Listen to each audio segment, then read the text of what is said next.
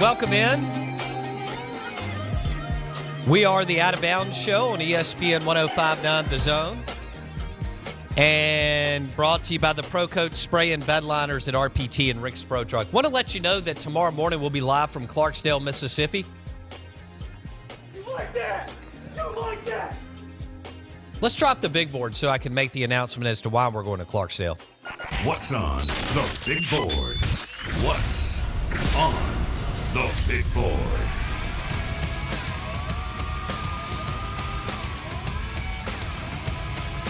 All right, tomorrow, the Ceasefire Con tomorrow night will be awarded to, I believe, Evan Ingram. Fred Ross will be in the mix, and so will Ito Smith from the University of Southern Mississippi, who put up some big, big yards. Evan Ingram did not play in the Egg Bowl because of injury. Ito and Fred did finish the season. I still think if I can read the media pretty good from DeSoto to Hancock County, and I think Evan had a great year.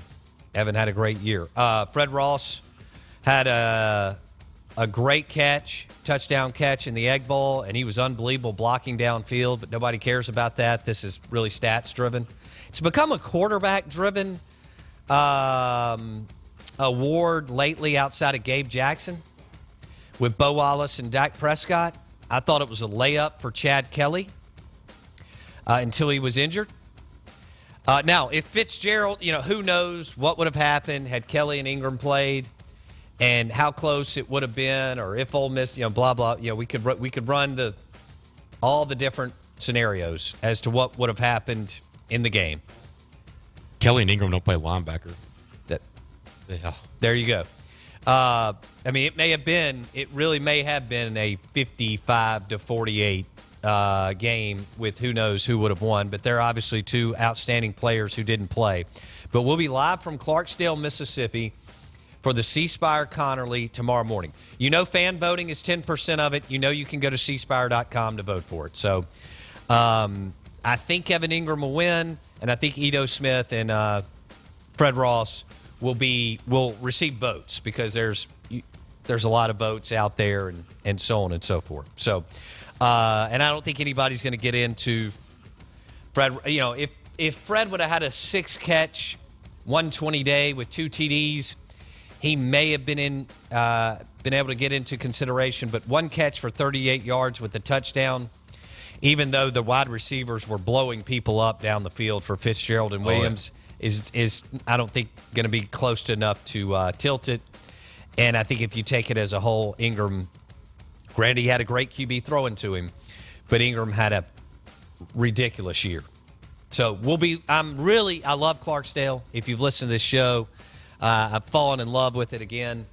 I say again. I've fallen in love with the town because it's super cool when it comes to the restaurants and Ground Zero and all the cool music up there. So I'm looking forward to meeting some friends later this afternoon, having a cold beer right there on the main street of Clarksdale, Mississippi. We'll be live from the Country Club tomorrow where the Ceasefire Con will be awarded. Some of you may be asking, why is the Ceasefire Con, why is it in Clarksdale tomorrow? Why isn't it at the Mississippi Sports Hall of Fame and Museum? It's in Clarksdale because Charlie Connerly, legendary Charlie Connerly, who played quarterback at Ole Miss and quarterback for the New York Giants, was from Clarksdale, Mississippi. Before I get into more of the Egg Bowl, I also want to tip our hat to the late, great Boo Ferris, who passed away on Thanksgiving morning. Legendary player and baseball coach. He had an unbelievable career at Mississippi State. He had an unbelievable career with the Boston Red Sox. He played with Teddy Ballgame, Ted Williams. He played with Dom DiMaggio. He played with Johnny Pesky. If you've read that book by David Halberstam, it is one of the best books you can ever read. It's a quick read, too. Not but a couple hundred pages. And who is it? Bobby, Johnny Pesky, Dom DiMaggio, Teddy Ballgame, and somebody else help me if it's Bobby Dorr or somebody like that. But the late, great Boo Ferris, who was a beautiful and remarkable ambassador for the state of Mississippi and for Mississippi baseball passed away last Thursday morning. You said that was a quick read? What? You said that was a quick read? Yeah, it's couple hundred pages? It's a quick read book. It's it's one of those books where you sit down and you don't even have to. You can read it all in one shot. Oh man, does it have like pictures and stuff? It's like a picture book to be 200 pages. That's a lot of pages to cover. No, but we may can get some kind of edited version for you. Okay, all right, good. That's what I need because I'm not reading. That's a long book. And maybe 100 of it will be pictures. There we and then go. 100. Rick Cleveland wrote a book on Boo Ferris several years ago. And I want to share this story real quick, and I'll get back into the Egg Bowl. And we're going to have 2.5 hours, left on the Egg Bowl.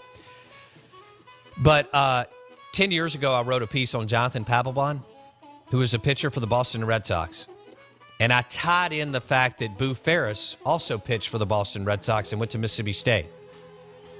Well, I was sitting there one day, it was just a weekday, and my phone rang, and I didn't know who it was. And I answered it. And the guy on the other end of the line said, "Is this Bo Bounds?" And I said, "Yes, it is." He said, "This is Coach Boo Ferris. One of the coolest things that's ever happened to me." And he said, "Do you mind sending me the magazine that you wrote about me and Jonathan Papelbon?" He said, "A lot of people don't know X, Y, and Z, that there's a tie there, blah, blah." I'm sitting there talking to the legendary Boo Ferris. And so not only did I send it to him, but I got Jonathan Papelbon to sign the cover. And he wrote me a note a couple of days later. And I framed it, by the way. Because when you get a letter from Boo Ferris, you frame it. And it was one of the coolest things that's ever happened in my professional life. So, and then, of course, I got to meet him. And the next time I met him, even at this point, he's 85 years old, okay? Next time I met him, several months later, I don't remember because you see him all the time at different events. I said, "Hey, my name's Bo Bounds." He went, "The one that wrote the piece on me and Jonathan Papelbon." 85 years old. He was 95, I think. Had just turned 95 when he passed away. So a tip of the cap from all of us in the state of Mississippi to Coach Boo Ferris, who was awesome at Delta State and then a great player for the Boston Red Sox and MSU. We're live in the Bank Plus studio. You're listening to the Out of Bounds Show on ESPN 105.9 The Zone. Tom Luganbill will join us in the next segment, SEC Insider Hit. You know we do that every Tuesday. And I'll tell you why Mullen is like a cockroach. You can't kill him. That was the kill shot. Ole Miss was going for the kill shot on Saturday. And you just can't knock him out. Ole Miss has thought they had him a couple of times. And the QB whisperer, he may not have a ton of talent, head to toe. Now, he's got some players because when you recruit in the top 30, you have some players. And when you knock down a couple of classes in the teens, you have some players. And we're watching the game again here in studio, and Fitzgerald just ran a zone read for a touchdown to make it 20-10 with 12:55 left in the second quarter. But Mullen is like a cockroach. You know how they say if there's ever a nuclear war all around the world, that the roaches will. Right. Well, that you can't. Every time Ole Miss feels like they've got a bead on him and the sights on him and they're going to knock him out, he pulls one. 2013 and now 2016. But that was a big game. How does he keep avoiding that? I don't understand.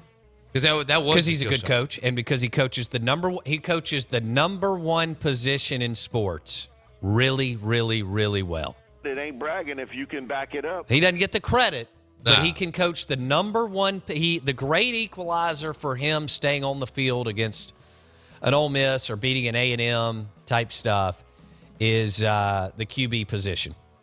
Now, I'll tell you why it's okay that Mississippi State's going bowling at 5-7. A couple years ago, the Seattle Seahawks were 7-9. Guess what they did? They made the playoffs. Who did they beat in the playoffs? The New Orleans Saints. What happens every year in March when teams win their conference tournament and they finish 14-17, but they win their conference tournament? You're the tournament. Bam. They go to the NCAA tournament. How many teams are 14 and 14? 14 and 16, 14 and 17, 14 and 18, 15 and 18 that go to their conference tournament in March Madness? How many do we see every year? It's multiple. They rip off 3 or 4 wins in their conference tournament, and they win it. Or they go 16 and 16. It looks like Mississippi State's going to a bowl game. Vegas, Dallas. The key is the 15 practices, though. That's the key, as we talked about a couple of weeks ago. All right, that was the big board brought to you by Buddy Coxwell and Chuck Mullins. CoxwellLaw.com, the official law firm of the Out of Bounds Show, the number one criminal defense attorneys, number one white-collar criminal defense attorneys in the state of Mississippi, just won another monster case. And to me, when I'm hiring attorneys, results matter. Go to CoxwellLaw.com and call Buddy Coxwell and Chuck Mullins today, and you look at what they've accomplished the last 25 years together, and then Buddy's been practicing for over 35 years, and they're 2 of the top attorneys in the Southeast. That's CoxwellLaw.com. Straight ahead, Luganville, the SEC Insider hit on the New Belgium Fat Tire.